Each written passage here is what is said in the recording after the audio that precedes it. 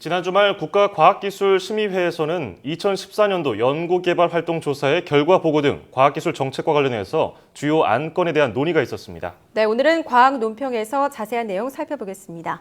한양대학교 김상선 교수 나오셨습니다. 안녕하십니까? 안녕하세요. 네, 자 먼저 국가과학기술심의회의 역할과 또 기능에 대해서 설명을 해주시죠. 네, 국가과학기술심의회는 보통 줄여서 국과심이라고 합니다. 네. 근데 이제 과학기술 기본법에 근거해서 설치 운영되는 기구인데요. 기초연구 성과라든가 미래 성장 동력, 또 중소기업, 또 지방과학기술 진흥 이런 과학기술 정책 전반에 걸친 내용에 대해서 최고 의사결정 기구라고 볼 수 있습니다. 예. 이 국과심은 지금 국무총리께서 위원장이시고요. 동시에 민간위원 중에 한 분이 공동위원장을 맡고 있습니다. 관계부처 장관하고 관련 전문가들이 위원으로 참석을 하고 있고요. 참고로 이제 정부에서는 국과심 활동을 전적으로 지원하기 위해서 지난 9월 달에 미래창조과학부 안에 과학기술 전략본부라는 걸 설치를 해서 전적으로 지금 지원을 하고 있고요.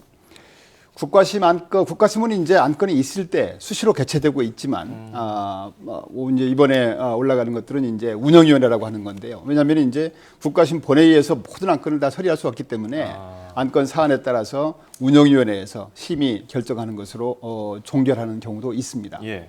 그래서 지난주에 개최된 것이 이제 주로 운영위원회인데요. 운영위원회는 이제 미래창조과학부 차관이 위원장이고 각 부처 1급 공무원 또 민간 전문가 이렇게 구성이 되어 있습니다. 네. 이 국과심 그리고 운영위원회에서 결정하는 게 굉장히 과학기술 정책에 있어서 중요한 역할을 할 것이고 방향을 설정하는 기구인데, 그리고 이번에 국과심 운영위원회에서는 어떤 안건들이 좀 나왔습니까? 이번에 이제 국과심 운영위원회에는 총 10개 안건이 상정이 됐었는데요. 예. 그중에 3개 안건은 이제 본회의에 올려서 심의할 안건이고 나머지 7개 안건은 운영위원회 심의로서 이제 확정되는 그런 안건이었습니다.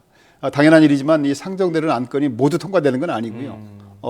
토의를 거쳐서 이제 일부 수정 의결되기도 하고 또 어떤 것들은 추가로 보완할 필요가 있는 것들은 보류하기도 합니다. 예. 그래서 이번에 운영위원회 심의 안건들은 이제 과학기술 투자랑 관련되는 것이 2개 안건이 있었고 또 국제과학 비즈니스벨트 기본계획 변경안이라든가 연구시설 장비 공동활용 또 공공기관에 대해서 이제 R&D 투자 권고 바이오 헬스 미래 신사람 육성 전략 이런 것들이 한 7개 안건이 이번에 심의 확정된 바 있습니다. 네, 국가기술 투자 관련해서 2개 안건이 나왔다고 그렇습니다. 말씀하셨는데 네. 세부적으로 어떤 내용들인 건가요? 투자가 중요하지 않습니까? 네. 그래서 이제 첫 번째 안건은 국가 연구 개발 예산에 대한 조사 분석을 하겠다 그런 내용입니다. 아시다시피 이제 총 지금 국가 연구 개발 사업은 34개 부처에서 약 한 18조 9천억을 쓰고 있습니다.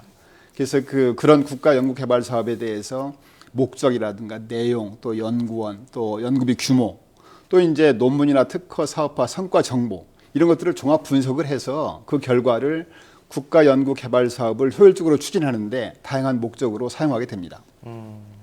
두 번째가 이제 정부는 물론이고 민간까지 전체를 포함한 우리나라 연구개발 활동 조사 결과 이번에 보고되었는데요. 그 결과에 따르면은 우리나라 총 연구개발 규모가 63조 7천억 정도로 조사가 됐습니다. 예. 이것은 이제 GDP 대비 규모로 보면은 4.29%인데요. 세계 1위고요. 또 절대 규모로 봐서도 세계 6위 수준으로 조사가 되고 있습니다.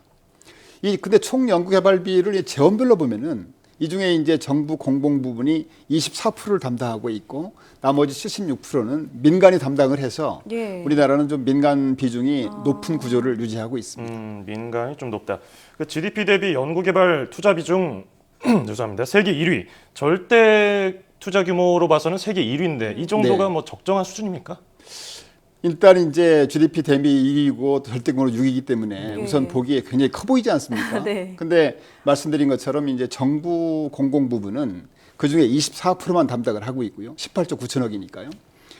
근데 사실 이제 저희가 미국의 국립보건원 NIH라고 하는데요. 국립보건원의 1년 연구비가 35조 규모입니다. 그러니까 우리나라 34개 부처가 쓰는 연구비가 18조 9천억이라고 보면은 그렇게 만족할 만한 수준은 아니라고 생각이 됩니다. 특히 이제 최근에 우리가 과학기술 중심 사회란 말을 많이 쓰고 있는데요. 과학기술이 단순히 그냥 신제품이나 공정개발의 문제가 아니라 삶의 질 향상 모든 분야의 과학기술이 이제 중요하지 않습니까? 그래서 과학기술 수요는 자꾸 늘고 있기 때문에 과학기술 예산은 앞으로도 지속적으로 확대해 나가야 되겠다 생각이 되고요. 특별히 이제 나머지 76%를 담당하고 있는 민간 부분이 네. 위축되지 않도록 정부의 어떤 지원 제도를 계속적으로 확대해 나가야 될 것으로 생각이 됩니다. 아울러 지금 이제 정부에서 지금 국회에 나가 있는 정부 예산안이 금년하고 거의 비슷한 수준으로 가 있어요. 예. 18조 9천억. 근데 이제 이 국가 연구개발비가 넉넉하지 않는 상태를 감안해서 국회에서 아마 초당적으로 지원해야 되지 않나 생각을 하고 있습니다. 사실 과학기술 투자라는 것은 미래를 향한 씨앗이기 때문에 어려울 때일수록 더 씨앗을 충분히 뿌려야 된다 그렇게 생각을 하고 있습니다. 예. 국가기술 투자 관련해서 얘기를 나눠봤는데 이 밖에 또 어떤 안건들이 좀 논의가 됐습니까? 네, 7개 안건 중에서 이제 나머지 안건이 그 중에 하나가 공공기관에 대한 연구개발 투자 권고안인데요. 기업부설 연구소를 가지고 있는 공공기관에 대해서 예상 매출액의 일정률을 연구개발 또 기초연구에 투자하는 게 좋겠다 이렇게 권고하는 겁니다. 그래서 금년 같은 경우에는 이제 전체 예상 매출액의 2.03%를 연구 개발에 지금 투자하게 돼 있습니다. 보다 근원적으로는 공공기관들이 이런 권고안이 없이도 경쟁력 향상을 위해서는 연구 개발을 투자해야 되겠다. 네. 스스로 연구 개발 투자를 늘려나가는 그런 여건을 만들어 가야 될 것으로 생각이 됩니다. 다음에 이제 국가 연구 시설 장비 관련해서 1억 원 이상 고가 장비에 대해서는 심의, 구매, 공동 활용 활성화하는 문제라든가 또 활용 실적이 저조한 장비의 이전 재배치 문제, 또 전용 운용 인력 확충 문제 이런 걸 통해서 국가 연구 시설 장비 투자의 효율화라든가 공공 활용을 촉진해 나갈 계획이 이번에 보고가 됐고요. 바이오 헬스 미래 신산업 육성 전략도 이번에 심의 확정되었습니다. 예. 이 바이오 헬스 산업이라는 것이 고부가치 산업이고 앞으로 계속 급성장될 것으로 예상이 되고 있어서 또 이 분야가 이제 기술의 융복합화에 따라서 ICT 융합 의료 기술이 성장을 주도할 것으로 전망되기 때문에 이 분야에 대한 어떤 R&D 투자 확대라든가 혁신 제품의 초기 시장 진출 지원이라든가 판로 개척 등을 통해서 우리 의료기기 산업을 2020년까지는 세계 한 7위권으로 끌어올리겠다 이런 목표로 하고 있습니다. 이 외에도 이제 경쟁형 R&D 산업의 적극 활성화하는 문제라든가 또 지난 2012년부터 추진해오고 있는 국제 과학 비즈니스 벨트 기본 계획 일부 변경안 이런 것들이 심의 확정된 바 있습니다. 자, 그렇다면은 국가심 운영 관련해서 네. 당부하기 전에 추가적으로 이번에 부족한 부분이 없었습니까? 국가심에 올리는 안건들은 사실 너무 안건들이 많아도 안 예. 되고요. 또 그렇다고 해서 이제 국가심 안건에 통과되지 않은 상태로서 과학기술 정책이 입안돼도 안 되는 그런 문제가 있습니다. 국가심에서는 여러 부처들이 공동으로 모여서 충분히 협의하고 정말 대한민국 과학기술이 어디로 가야 될지 논의가 되어야 된다고 생각이 됩니다. 아까 이제 제가 말씀드렸던 사항 중에서 76%가 민간 부분이라고 예. 했는데 민간 부분 연구개발 투자라는 것이 이제 설문조사를 통해서 실적을 받아서 종합한 집계입니다. 네네. 그러니까 정부 부분 24%는 정확히 18조 9천억인데 예. 나머지 76%에 달하는 민간 부분 투자가 사실 조금 정확도를 높일 필요가 있습니다. 우리가 이제 GDP 대비 세계 1위 또 절대규모 6위라고 하지만 76%를 차지하는 민간 부분이 과연 제대로 연구개발에 투자가 되고 있는지 그런 부분에 대해서는 좀 점검할 필요가 있다고 보고 있습니다. 네. 자, 마지막으로 국가심 운영과 관련해서 또 당부하고 싶은 말씀이 있다면 어떤 것들이 있을까요? 아까 소개드린 것처럼 이제 과학기술 전략본부를 지난 9월 달에 발족을 했습니다.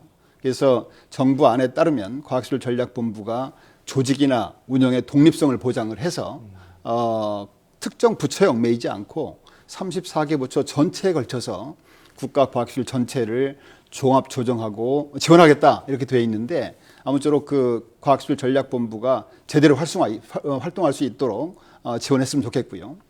두 번째 이제 아까 말씀드린 여러 가지 안건 중에서 역시 제일 중요한 게 저는 투자라고 봅니다. 예. 물론 이제 투자에 대한 성과를 왜 안 내느냐 그런 지적도 있지만 과학기술 투자야말로 정말 우리나라가 과학기술 미래 선진국을 지향하기 위한 가장 중요한 것이기 때문에 국회에서 정말 여야 할 것 없이 이 분야에 대한 투자를 좀 늘려야 되고요.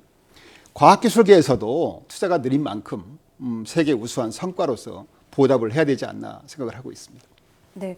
나라 살림이 어려울 때일수록 미래를 위한 씨앗을 잘 뿌려야 한다. 그렇습니다. 정부가 좀 잘 기억했으면 좋겠는데. 네.